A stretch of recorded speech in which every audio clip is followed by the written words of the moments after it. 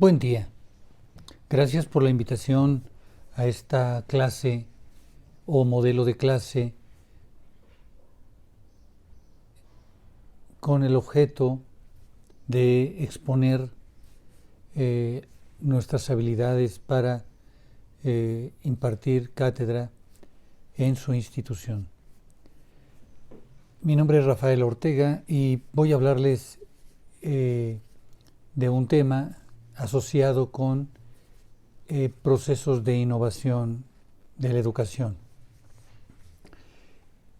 El objetivo de esta sesión es describir primero qué es y qué no es innovación educativa y posteriormente discutir algunos de los aspectos que se han considerado en la historia reciente del país respecto de innovación educativa, cómo se está enseñando en las instituciones de educación, cómo se está practicando en las instituciones de educación. Y en tercer momento vamos a hablar de la perspectiva de los procesos de innovación educativa en nuestro país en el ámbito de la educación escolarizada, desde preescolar hasta posgrado, pero asimismo en el ámbito de la educación no escolarizada, la cual tiene que ver con la formación en los grupos de familias desde la infancia y hasta la educación de los ancianos, hasta el momento de educar para la muerte.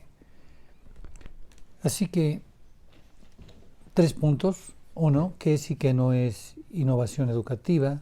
2, ¿qué se está haciendo en términos de educación, de innovación educativa en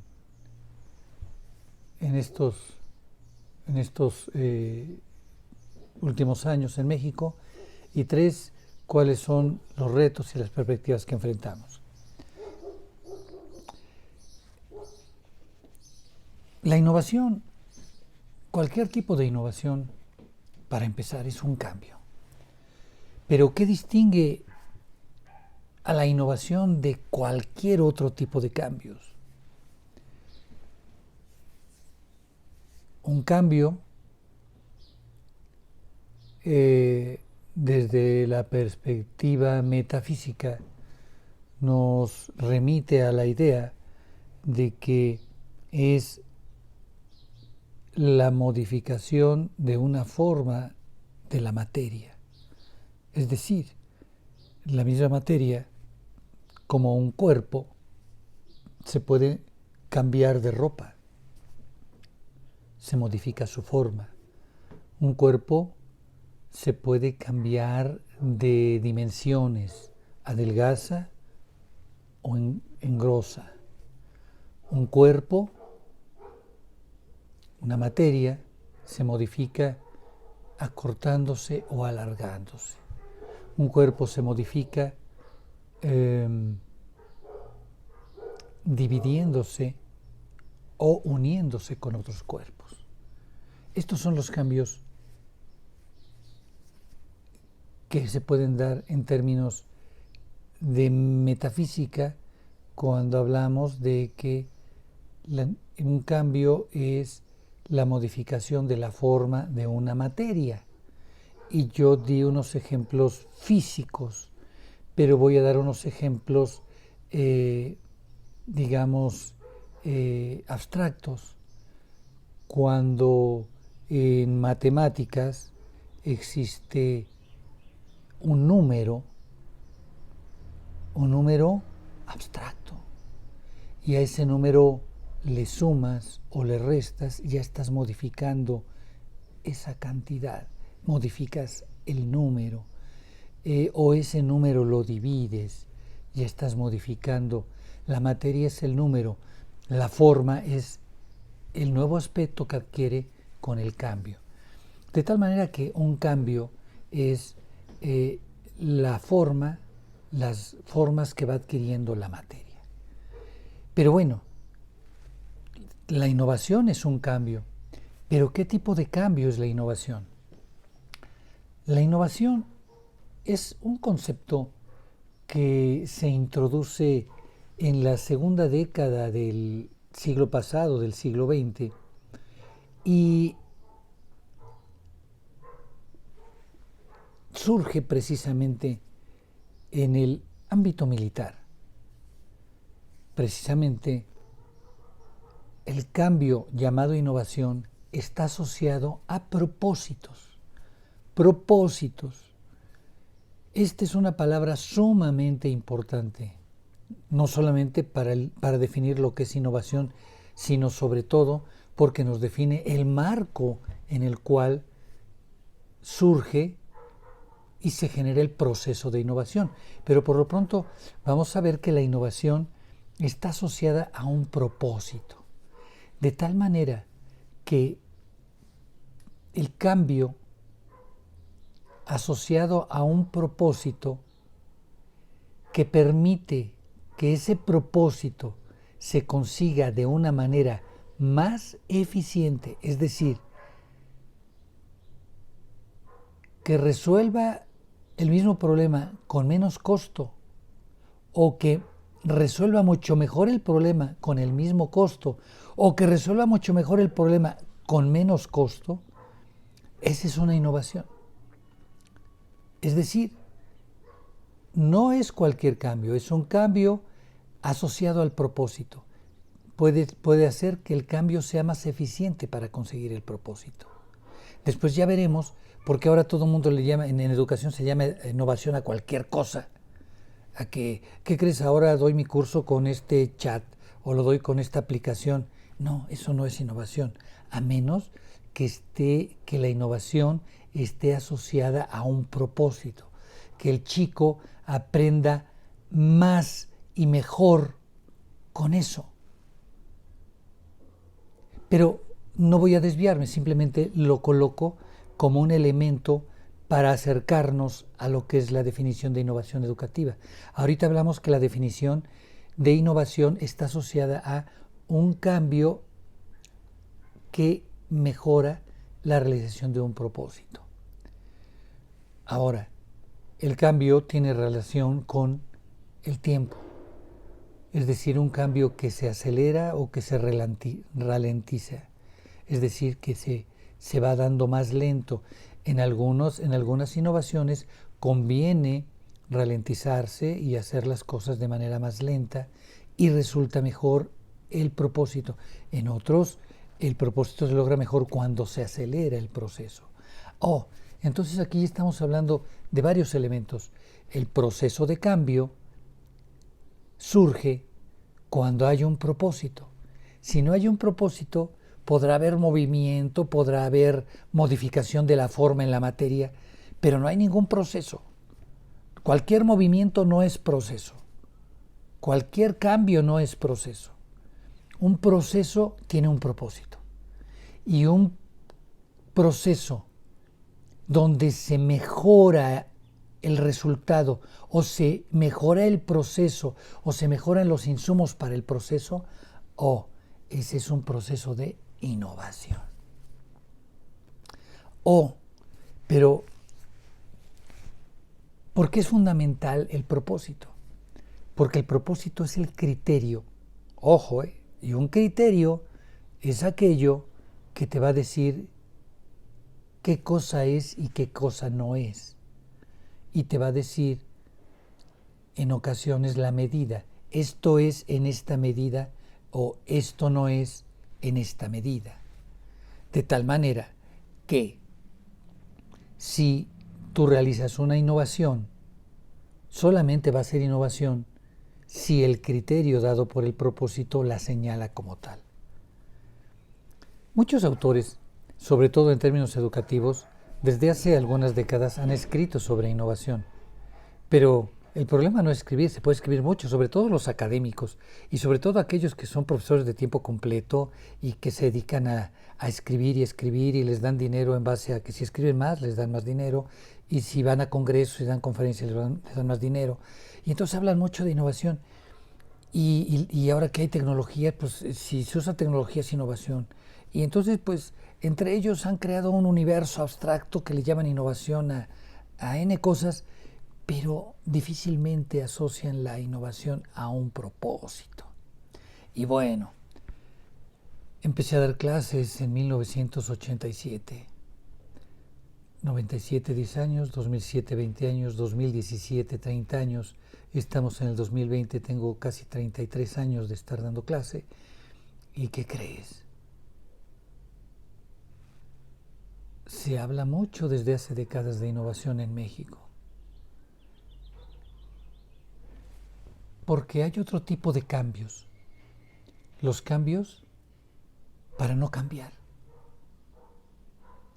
Y hay muchos académicos y muchos políticos que introducen innovaciones, precisamente cambian las cosas para que el proceso educativo siga igual o empeore, porque hay fines políticos. Y entonces introducen en el proceso educativo, o sea, no se fijan tanto en el modelo de país que se quiere a mediano o a largo plazo. No, para nada, eso sería un buen propósito. Por lo tanto, si no tenemos un modelo de país, menos aún vamos a poder tener un modelo de ser humano, y me refiero para ese país. Y en las instituciones educativas, esto lo señala el perfil de egreso. Tú tienes un documento en la reforma de hace unos años, desde el 2007 en el Diario Oficial de la Federación se generó un perfil de egreso para la educación media superior, y después, cuando se arreglaron problemas con los sindicatos de educación básica, se alinearon los perfiles de egreso de educación primaria, de educación secundaria, y bueno, desde el PEP 2004 tenemos un perfil de egreso para preescolar. Sin embargo, no se evalúa, no se califica a los estudiantes en razón del perfil de egreso, porque eso es lo que menos importa.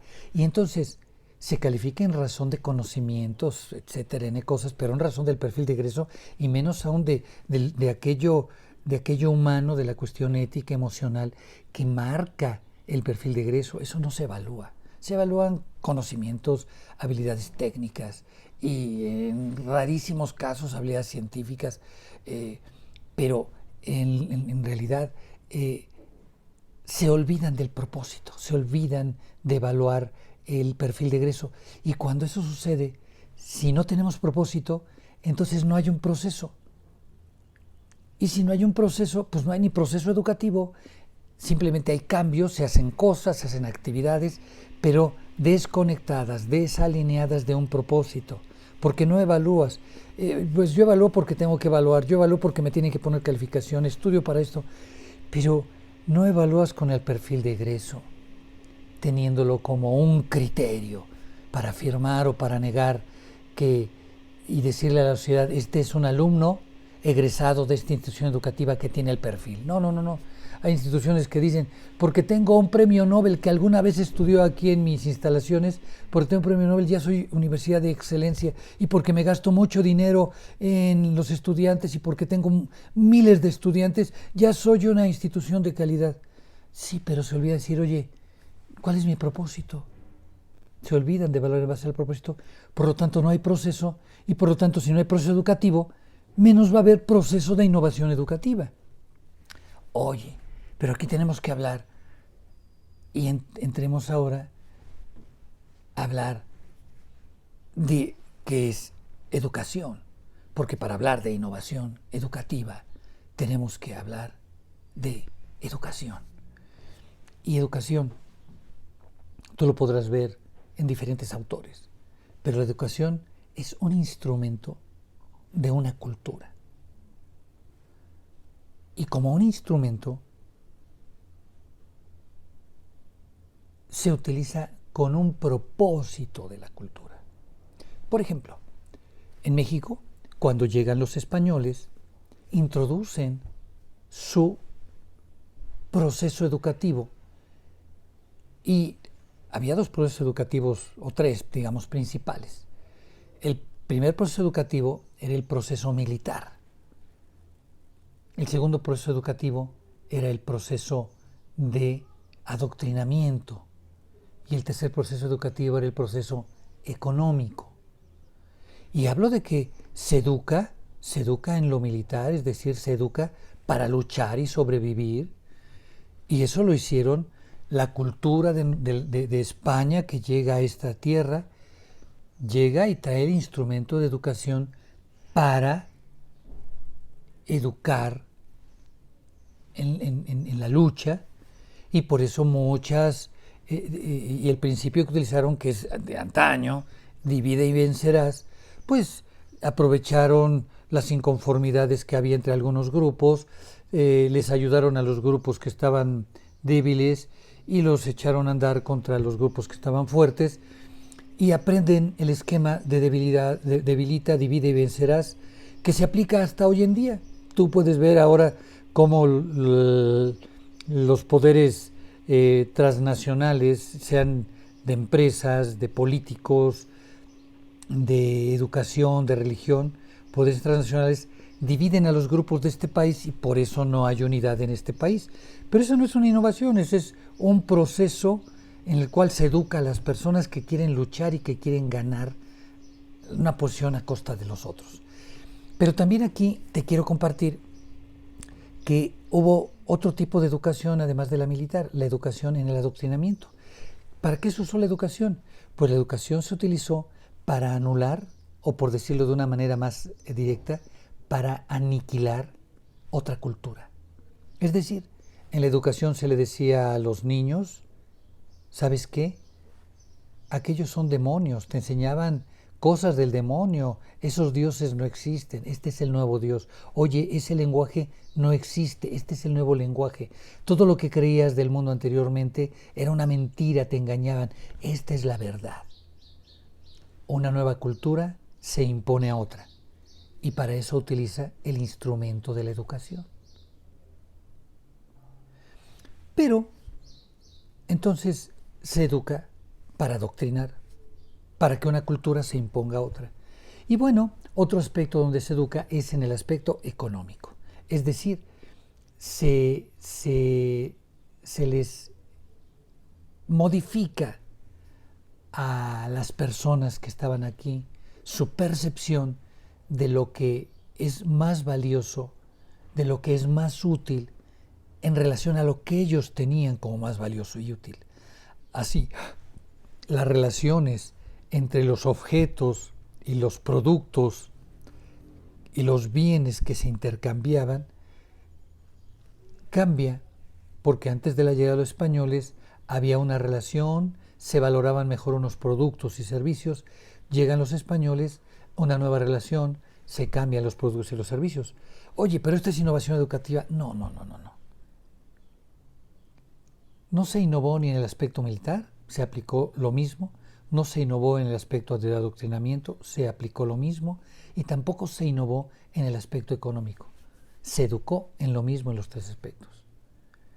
Y a la fecha, porque introducen computadoras en una escuela, le llaman innovación. Porque dan tabletas, se llaman innovación. O porque modifican los planes y programas de estudio, le llaman innovación. No cualquier cambio es innovación. Si no se tiene claro un propósito educativo, no sabremos si hay innovación en ese proceso. Y entonces, si se cambian los planes y programas de estudios, se cambian en razón a un propósito político, si tú quieres, pero ese propósito nos va a decir si esos planes y programas de estudios nos van a permitir llegar mejor, más rápido, de manera más económica, a ese propósito, a ese objetivo.